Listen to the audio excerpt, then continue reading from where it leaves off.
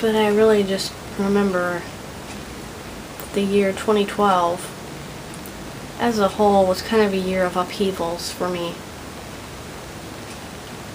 A lot of bad things happened that year, but I think two good things happened. Pearl leaving was not a good thing. My mom going through major surgery was good for her, but not for me. Like I said, Pearl left us for this new job, and we got John, the new choir director, who is currently our choir director. 2012 was also the year my dog Bernie died. Like I said, a whole bunch of crap happened that year. Just one thing after another. I mean, I swear. It was just 1 month. It was upheaval, upheaval, upheaval. But the really important thing that happened in 2012 was that was the year affirmations for bullying victims came to be. October 17th. I think it was 10 days after I heard the news about Amanda Todd. And I kind of sat on the issue, and, I just thought, I completely understand what this girl went through. Maybe not her situation, but the emotions, oh yes, I understand the emotions very well. And I sat on it, and of course my dad said, don't go saying stupid things online. But my dad's kind of the type of person that will stay out of everything just because he doesn't want to rock the boat unless it's me. Of course he'll push me around. But I'm not going to get into that. But I started to realize that I decide my own worth. I decide my value. I have my own thoughts. I can make my own decisions about things.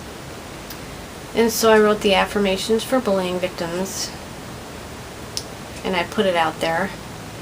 And it was received fairly well.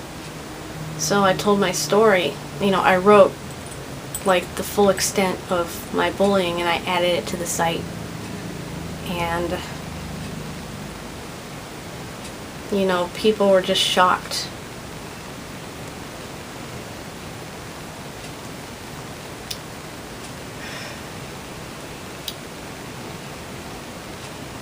But a lot of that kind of got ruined by when Bernie died, because I wasn't ready for that, and I had to heal through that. I had to get through that, and while that was going on, there was a rehearsal with John that just went horribly bad for the whole choir, and I went home frustrated. And this was after he had just recently joined us. We had knew by name, but this was just a few practices after he had been at the church working with us.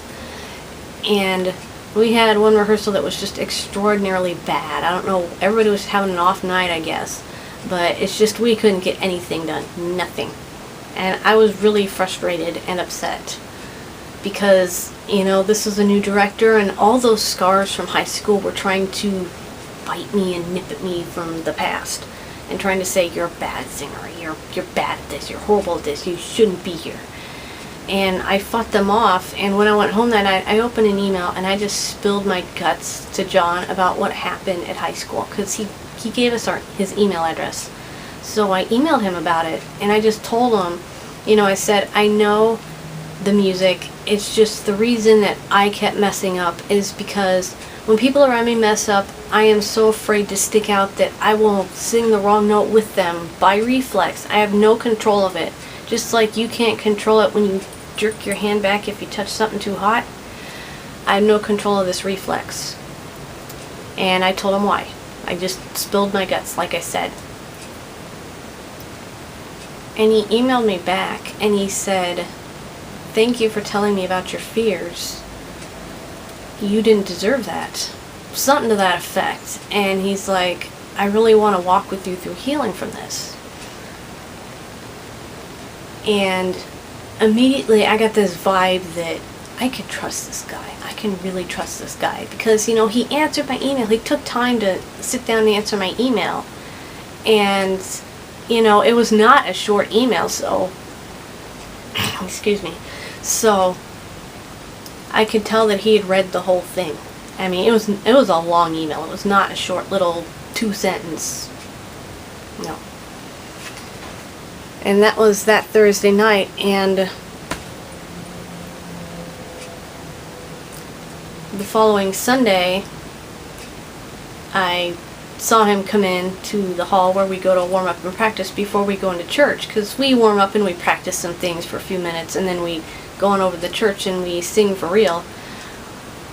And I went up to him and I'm like, I'm really sorry about that email. I was just in a really, really bad mood. And he stopped me, and he just gave me this really big, strong, tight bear hug, and he said, that was very brave of you to tell me that, and I really appreciate knowing this, because I really want to help you heal. And he held me by the hands, and his hands are way bigger than mine, and he just wrapped his hands around mine and held them. And he looked at me, and he was not looking at me with disdain. He was looking at me with love, not like romantic love or anything. It was almost like God looking down at me, and he said, I want to help you and walk with you through healing from this thing that was done to you. And I thanked him. And then, in the following months, that's when, we lost Bernie, and there was so much going on. It was just complete chaos at the end of the year for me, just emotionally, just completely a mess. But, in 2013, when we came to the end of 2013, in December of that year, I mentioned that, one of my dreams is to sing Silent Night as a solo at midnight mass in front of the whole church. I said it off and on a couple times, but I said it out loud to where the whole choir could hear it. And a little while later, John approached me and said, how would you like to start Silent Night? And I was like, what? And Pam, one of our altos, she leaned over and she was like, Cindy, your dream. I mean, she just had this bright look on her face, and I looked at John and I'm like, yeah. And he's like, it's a really popular, Christmas carol, so, the congregation's going to want to sing the whole thing. They're going to want to sing with you. But what if you sang the first few bars of it? And I was just like, yeah, okay. Like that. I mean, I was like, did I just really just say yes to this? And we practiced it a few times because I knew the tune. So it's a song that I was comfortable with. And, John, he would just keep asking me, are you okay with this? Are you okay? And I would tell him, yeah, even though inside I was going, no, not really. But I'm going to do it. I just laugh at myself now because I was so ridiculous. But I had a reason to be ridiculous. I had been through things. So I didn't tell my mom I was going to do this at all. I didn't tell her. And that Christmas Eve, it was going to be one of the communion hymns. So, I went and got communion with the choir, and they were doing Hark the Herald Angels Sing, and everybody got back, and I was able to pick up my folder again and turn my camera on, and we pretty much went right into Silent Night. Sometimes there's a pause, but that time we went right into it, so you can see it in that video that I'm turning my camera on, and I'm just going, oh my god, oh my god, oh my god, oh my god. I was freaking out inside, but I didn't have much time to think about it. It's just, I told John that whatever happens, please just cue me to come in, because I might freeze and forget to come in. And he said, don't worry, I'll take care of you. And he was just very gentle about it, but I could see him, and I looked over and like this, out of the corner of my eye, and I could see his hand moving, so I just counted 1, 2, 3, and I did it. I was terrified. I was so scared. But I opened my mouth and I sang. And it was beautiful. My mom told me that when she heard my voice come out of the choir loft, she was in the communion line, she actually froze and turned to look because she couldn't believe what she just heard. And she said she was so proud that she wanted to run around the church screaming, "That's my daughter!"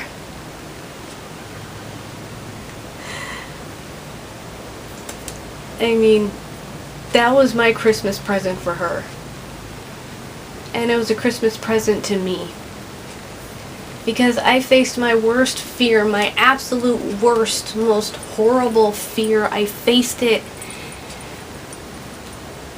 And I was able to do this thing that I had been told time and again that you can't do this because you're a terrible singer. No, I'm not. I can sing. My voice is good because it's mine.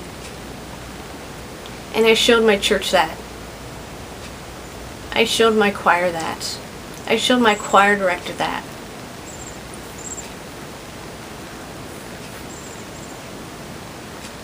And in 2014, I did it again. That time was harder because that time there was a long pause in between Hark the Herald Angels Sing and Silent Night. So that time I had a genuine flashback. But that morning when we did the dress rehearsal, I prayed the rosary in the chapel. And on one of the decades, I'm not going to explain the rosary because I don't want to take up a whole bunch of time doing that, but I got to the decade where it describes Pentecost. You know, you meditate on Pentecost, which is the Holy Spirit coming down as tongues of fire over everybody's head and everybody starts speaking different languages. When I got to that part, I had this mental image of the cross lit from above. The cross was gold, the light was white, and wings of fire came out of it to embrace me like this. I didn't think of that myself. That was God talking to me. And I know because I had no way to envision something like that. It just came to me. Not like, I didn't like actually see it the way you see my face talking to you, blah blah blah.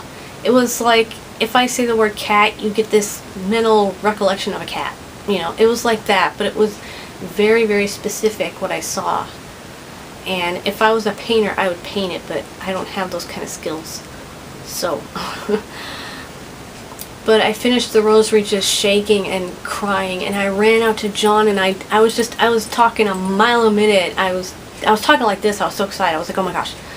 And I described what I saw and what happened. And he just took me up in this big hug that felt just like those wings of fire wrapping around me. And he said, you see, God will take care of you. And I'm going to take care of you too.